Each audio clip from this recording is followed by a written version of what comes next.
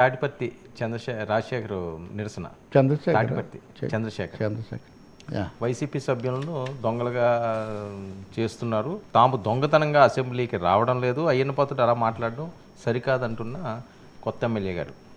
అవునండి, నిన్న ఈ విషయం మనం మాట్లాడాము. నేను నిన్న ఈ విషయం చెప్పాను. అంటే తాటిపత్తి సంగతి అలా ఉంచండి, ఆయన సభ్యుడిగా స్పీకర్ను గౌరవించడం చాలా ముఖ్యం, తప్పకుండా తక్కువ చేయకూడదు. నిజానికి ఆయన ఈరోజు ఏదో ఛానల్లో తాటిపత్తి మాట్లాడేటప్పుడు పొరపాటున ఒక అక్షరం కూడా పొరపాటు దొరలింది. మరి దాన్ని ఆయన తర్వాత దిద్దుకుంటాడో లేకపోతే దాన్నే వీళ్ళు ఆధారంగా చేసుకుంటారో కూడా నేను చెప్పలేను. అది ఇప్పుడు నేను చెప్పదలుచుకోలేదు, ఎందుకంటే దాని మీద వివాదం అవుతుందా కాదా అనేది పొరపాటు జరిగిందని ఆయన చెప్పొచ్చాము. కానీ అప్పుడైతే ఆయన సారీ చెప్పలేదు.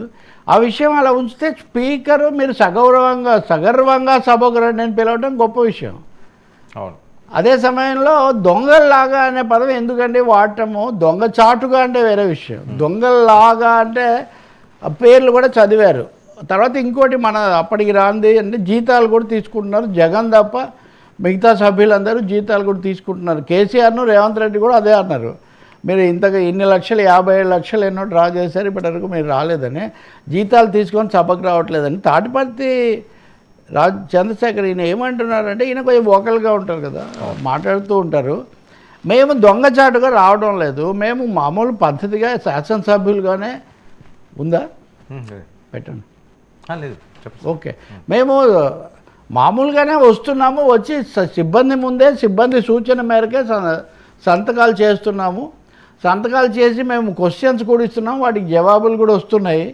మేము అలా క్వశ్చన్స్ ఇచ్చినవి తీసుకోవాలంటే మేము సభకు వచ్చినట్టుగా సంతకం ఉండాలని కూడా బహుశా వాళ్ళు చెప్పారు, కాబట్టి మేము చేస్తున్నాము. ఇది ఇలా చేయకూడదని ఎక్కడన్నా ఉందా అని ప్రశ్న వేస్తున్నాం. దీనికి జవాబు చెప్పాల్సి ఉంటుంది, తప్పకుండా జవాబు చెప్పాలి కదా. వాళ్ళు సభకు రావడం మంచిదే, అందరం చెప్తాం, ఇంక రెండో అభిప్రాయం లేదు. కానీ సంతకం చేయడానికి చేసి తప్పకుండా అంటే సాధారణంగా సభ్యులు రాగానే స్పీకర్కు నమస్కారం పెట్టి కూర్చోవడం, వెళ్ళిపోయేటప్పుడు కూడా కాస్త ఏదో గౌరవప్రదంగా వెళ్ళిపోవడం జరుగుతూ ఉంటుంది. కానీ నిబంధన ఏమన్నా ఇన్ని గంటలు తప్పకుండా ఉండాలి, ఇలా సంతకం చేస్తే ఇలా హాజరవ్వాలని ఉందా నిబంధన అంటే బహుశా నిబంధన ఏమీ ఉండదు. ఇదంతా అవగాహనకు బాధ్యతకు సంబంధించినటువంటి విషయం.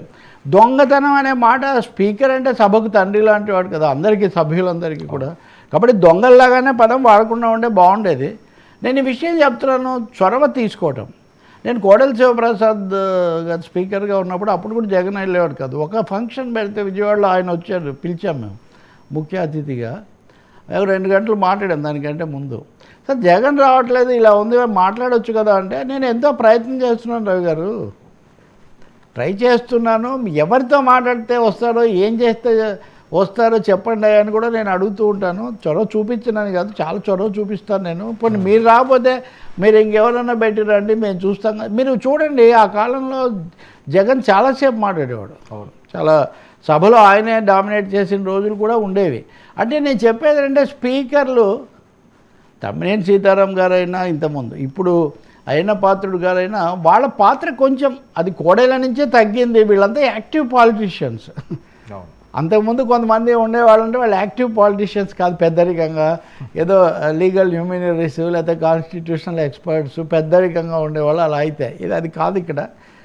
కాబట్టి తప్పకుండా మరి అయ్యన్న పాత్రుడు లేదా స్పీకర్ కార్యాలయం దీని మీద సమాధానం ఇవ్వచ్చునేమో, ఎదురుదాడి కూడా చేయొచ్చునేమో, మనం చెప్పలేము. ఆయన మీడియాతో మాట్లాడింది నేను విన్నాను, తర్వాత దాన్ని పూర్తి ప్రకటనగా కూడా విడుదల చేశారు. ఇప్పుడు సిబ్బంది మీద పడే అవకాశం కూడా ఉంది.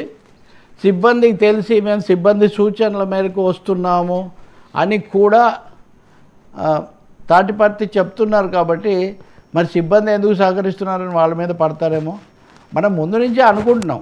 సభకు సంతకం చేసి వెళ్ళటం అనేది పార్లమెంట్లో కూడా ఉందని, అదేం మహాపరాధం ఏమీ కాదు. శాసనసభ ఏ వైఖరి తీసుకుంటుందో తెలియదు, వాళ్ళ వైఖరి తీసుకోవాలని నేను మొన్న ఈయన అయ్యన్న పాత్రుడు అంటమే కాదు, తర్వాత సభలోకి వచ్చిన చంద్రబాబు నాయుడు కూడా ఈ అంశాన్ని లేవనెత్తారు నిన్న. వాళ్ళు రావడం లేదు, మీరు ఏమైనా రావద్దని చెప్పారేమో అని మేము అనుకుంటున్నామని కొంచెం పరాచకాలు కూడా ఆడారు కాసేపు సరదాగా, పేర్లు చదివి ఇదంతా చూసి. కాబట్టి తాటిపర్తి కానీ వైసీపీ వాళ్ళు కానీ వెనక్కు తగ్గదలుచుకోలేదు. ఇంకోటి, కొన్ని కులాల పేర్లే చదివారు అని కూడా ఒకటి తెస్తున్నారు. అదేం లేదు, మేము అన్ని కులాల పేర్లు చదివామని కూడా వీళ్ళు వివరణ ఇస్తున్నారు. ఏదైనా దుమారం సభ అయితే వాయిదా పడింది, అవును. మళ్ళీ ఇంకోసారి సభకు వచ్చినప్పుడు అప్పుడు ఈ అంశాలు. కానీ అయ్యన్న పాత్రుడు ఆయన ఎవరు రాజుగారి వ్యవహారం చూస్తే మటుకు దీన్నే అంత తేలిగ్గా వాళ్ళు వదిలిపెట్టరు అనుకోండి. ఈ సీరియల్ కొనసాగుతూనే ఉంటుంది. ఇప్పుడు ఏమైంది, నేను కాంగ్రెస్ నాయకుడు ఆయన ఎవరు తులసిరెడ్డి ఎక్కడో మాట్లాడుతుంటే చూస్తున్నా, జగన్ ప్లాన్ బెడిసి కొట్టింది, ఏదో చేయాలనుకున్నాడు కానీ వీళ్ళందరూ చేశారు కదా, ఇంకా ఆయన సభకు వస్తారు, ఆయన సభలో కూర్చుంటారు, మీరు చూడండి అది ఇదని ఆయన చెప్తున్నారు. సో ఏం జరుగుతుందో మనం చూడాలి. ఆయన అసంతృప్తి అక్కడ ఉంటే ఎమ్మెల్యేలు నాటకాలు, సాంస్కృతిక కార్యక్రమాలు, క్రీడలు ఇదే చూడాలి సార్. ఒకరు దుర్యోధన అంటున్నారు, ఇంకొకరు అంటున్నారు. రాజుగారు దుర్యోధన ఏకపాత్రాభినయం చేశారు. ఆయన మామూలుగానే దుర్యోధనుడు లాగా ఉంటాడు, మళ్ళీ దానికి ఏకపాత్ర అభినయము.